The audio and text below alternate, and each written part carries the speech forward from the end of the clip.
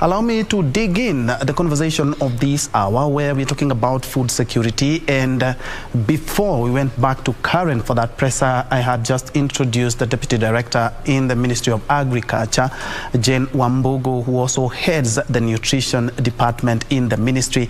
And on my extreme left, we have Daniel, karibu sana. Daniel Wanjuki, who is an environment conservation expert and also the CEO of EcoSave Africa. Of course, environment and matters food and nutrition go hand in hand, because if we don't have a good environment, then we cannot talk about good, clean and also affordable food that will not only put food on the table, but also some coins in our pockets. Karibuni sana. And straight into the discussion, kindly tell us more about what your department does, because it's quite an interesting department, matters nutrition in the ministry. Thank you. My name is Jane Wambugu. I'm in the Department of Agriculture, Crop Resources and Agriculture Research. And I head Agriculture and Nutrition. Agriculture and nutrition is the area where we talk about production, and production also of nutritious food, and also improving consumption of nutritious food, as well as also improving on our production system, our food system, from production to consumption. That is the department, the unit that I head. Yes, and there's something quite interesting I saw in your profile is that you are very keen on ensuring that we have food and we have fortified foods, yes, and especially flour. Can you tell us about that? Thank you. We have production, our food production system, and especially our staple foods in Kenya. Mostly the common one is maize. Yes. And maize in itself, and the way it is processed, is not nutritious so much. So to improve on the nutrition content of our maize, we have been campaigning on also informing our consumers as well as our producers how we can blend our flour. And why are we blending? It is because the content, the nutrition content of maize alone is not sufficient. So if we had the other foods that can be produced in our arid and semi-arid region, that is sorghum, the millet, the cassava, these foods are more nutritious. By just breading our maize for ugali, at just 10% of these nutritious commodities like sorghum and millet, it will improve the nutrition content, even just with the 10%. But if we bread it at 30%, our maize and millet, maize and sorghum, maize or cassava, it will address the maize deficit that we normally get into this country, even currently that we are experiencing. So if we can blend with just those commodities that can be grown in these arid lands very well, they do very well. So we don't have to continue producing maize in those areas. We can produce those other commodities. But there's something that I've noticed, that a lot of Kenyans have not yet quite embraced the fortification. Talking about perhaps I mix the maize and the millet and then I make ugali. And even in shelves, supermarkets don't even stock this much. And also in kiosks back at home, we don't see this kind of flour or this kind of foods actually being preferred by Kenyans. And they're quite nutritious as opposed to just the maize alone. And there are so many challenges when it comes to maize, because there's also the big risk of aflatoxins as well. Thank you. That is why the government has come up with the flour blending, and flour blending has a framework. There is a communication on how the producers can produce those commodities. Also, how our millers can encompass the milling. There have been discussion and engagement on the same, on how to engage on blending of flours, and also even how to really bring out the consumer awareness. And you are right, we don't have this product in the shelf because the product has to be milled. But our Kenya Bureau of Standards have done a very great job. The standards are there on how to mill millet and sorghum, how to mill millet and maize, millet and sorghum and maize. So the maize is the base commodity. The breading is by breading with these other two commodities. Even the maize and cassava, because of the deficit bit, and also improving nutrition. So what we have, the Kenya Bureau of Standards have come up with clear standards, and the clear standard also stipulate on how the safety of the maize and how the maize is even aggregated. The standards are very clear on that, and based on that now, it is to campaign for our consumers and also to assist and to encourage our millers to mill this commodity so that we can get it in our shelves in the market. Okay, let's look at the environment. Daniel, looking at the environment and the current situation, in Kenya we have very poor environmental conservation skills, and we have even coupled that, the fertilizers that we are even using in our lands end up doing more harm than good. Great. Actually, what Madam Jane has just explained is a shift from our normal source of food. There was a time we commoditized with maize flour. We even made it as white as snow. Yes. In trying to please the consumer. But in the process, we actually wiped out so much nutrients. When you take away the husk and you take up the jam, you actually depleting the food nutrients. And I'm glad that now there's a government communication and also a move to energize or to fortify our food sources. However, as the ministry tries to focus on maize growing is becoming more difficult because of climate change. I come from a maize growing region in Laikipia where it is 6-7 months to grow one crop. It is now becoming very difficult to be sure that you get rainfall for that 7 months. And so climate change comes in. And now environmental conservation is the only way to actually ensure that climate change does not overrun us. We've been told that if we go by the trend we have now, in the next 10 years or so, there may be no rain. Rains that come in April, like this year, rains came very late. Not late, actually. Rains came in a smaller quantity than normal, because when you say late, it means that it's going to be available for the same 1 month or so, but it was only there for 2 weeks. So we need to focus what is it that is changing our climate so much that our food source is being threatened. When you go to the northeastern, they have had more than 1 year of no rain. Rains failed, they didn't come. That's why I'm saying they didn't delay, they actually didn't come. And it has happened for a whole 1 year. In the Savo, right here as you go towards Mombasa, the Savo has been very dry and our wildlife is dying. Yes. We have a source of income which we classify as tourism, but our animals are dying. So there are no animals, no tourists. Yes, exactly. So that's where environmental management comes in, and my company, EcoSafe Africa, has a focus on reducing climate change. And we succeeded very well with actually improving on fertilizer generation. In your compound, you could do compost, but the compost management process actually generated methane gas. And that is one of the reasons climate change is happening. So we got a solution that actually knocks out methane gas from composting. And that is one of the output from a company. You're talking about a substance like a fertilizer as well, but what exactly are you talking about? Okay, we came up with a product called EcoTreat Waste Digester, which when introduced into a dump, dump site or a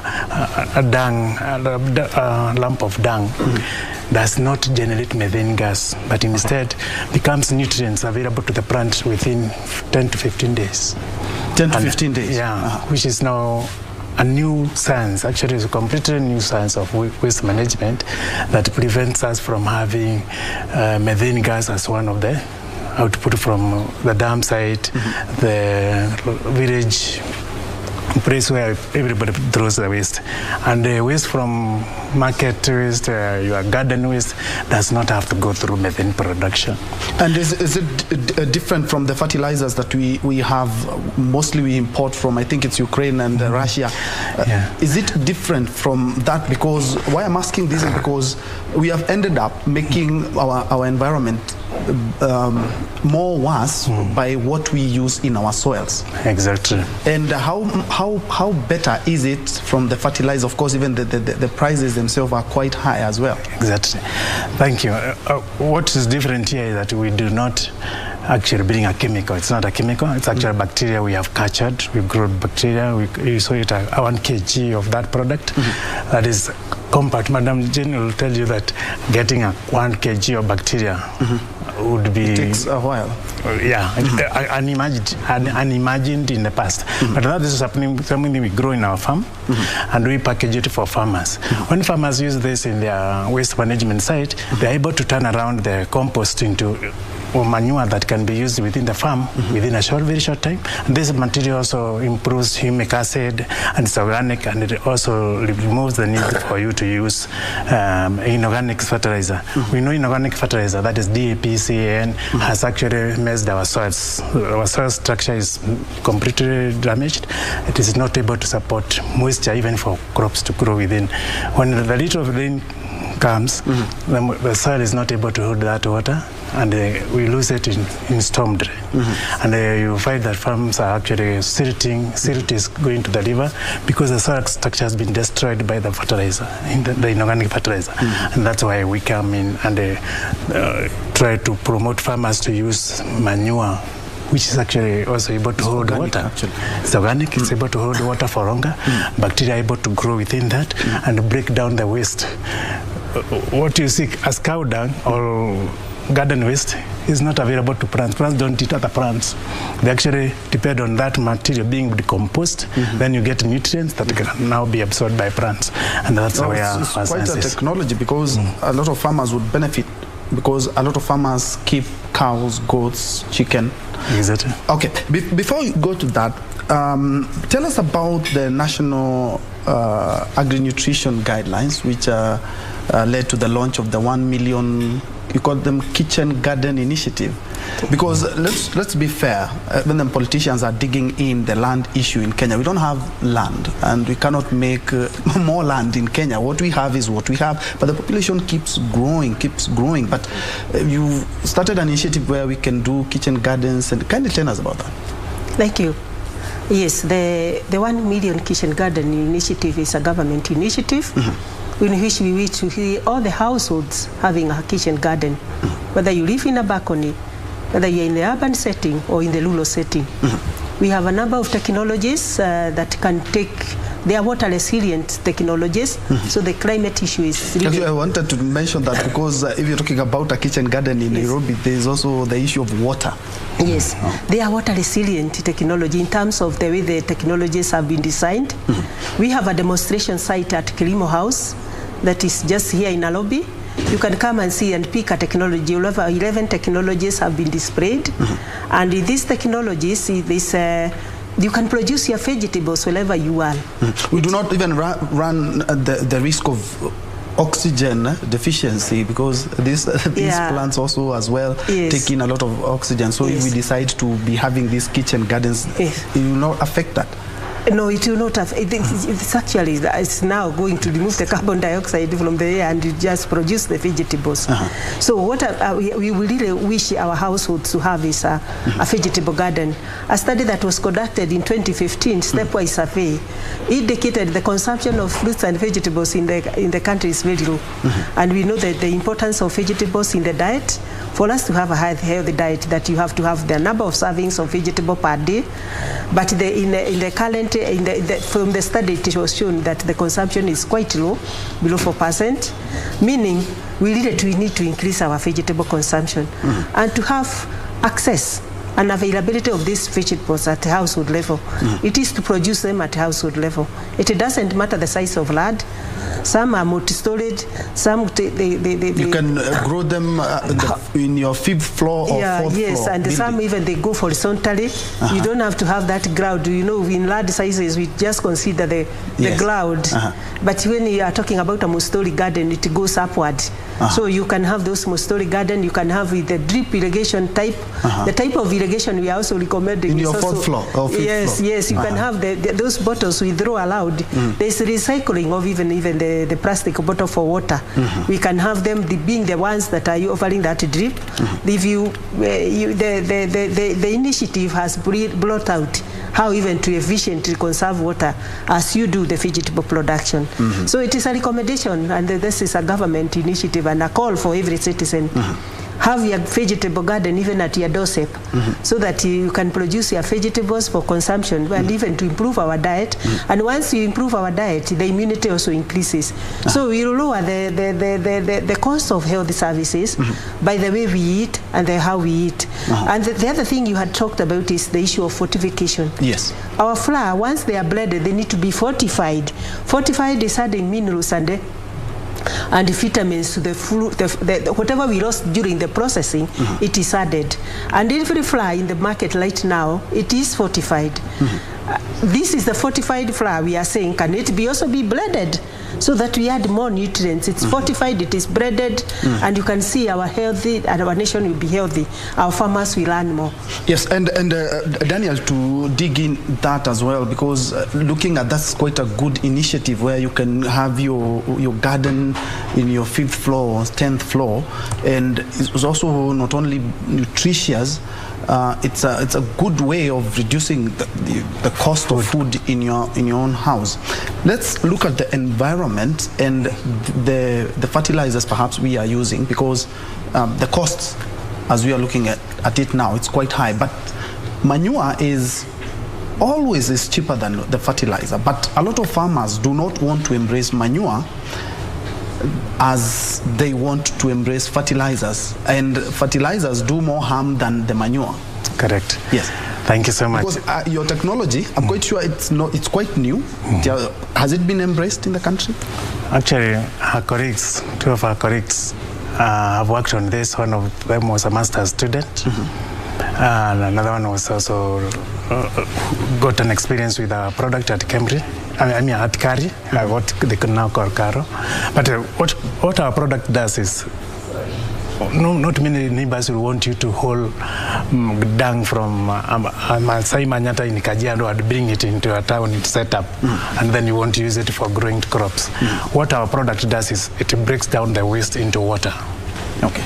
And it will eliminate carbon dioxide and eliminate other gases, but it will retain the nutrients. And that's why what she's talked about, the vertical gardens, the hydroponics, the gunia where you actually plant your sukuma, what you need to feed into that is not manure from a cow shed, but nutrients that are actually been weaned out or removed from that heap of dung, and then the nutrients are now available to plants, and they are organic. Because of the interest of time, where can somebody find your product? Because I'm really going to keep a keen eye on that, because it's quite something that has not been tried in the country. It's quite new. Our product actually has been used for cleaning up rivers to make it easier for agriculture. Also for when you want to use soil, some of the Nairobi sites, you cannot collect soil from the place outside there and use it for growing crops because they have heavy metals. But this, our product, Eco-Treat Waste Digester, can be used for actually releasing the nutrients from even the bush in the forest. You go collect the leaves and then convert them into nutrients. Ecosave Africa operates from Kitengela, and our office actually is opposite Eastmart Supermarket in Kitengela. We are also available on online. Our website is www.ecosaveafrica.com, and you can also get us on Instagram, Facebook, and others. Final words. Unfortunately, we are out of time in a minute. Thank you. I'll call upon a Kenyan citizen that each of us is capable of having a garden, a kitchen garden, and so that we can eat healthy, they are accessible, they are nutritious, and also they are safe. So I'll call upon all our Kenyans, let's have a kitchen garden. Let's also eat healthy food. Yes. And I'll call also on our producers also to produce healthy food for the Kenyan population. Unfortunately, we are out of time because in Kenya we have quite a divide. We are talking about counties lacking food, and we also have here in big towns like Nairobi, we have poor eating habits. We have obesity that is quite cropping in cities and towns. We also would have looked at how to reduce food wastage, the risk of commercialization. So I think, honestly, our producers will grant us some other time so that we may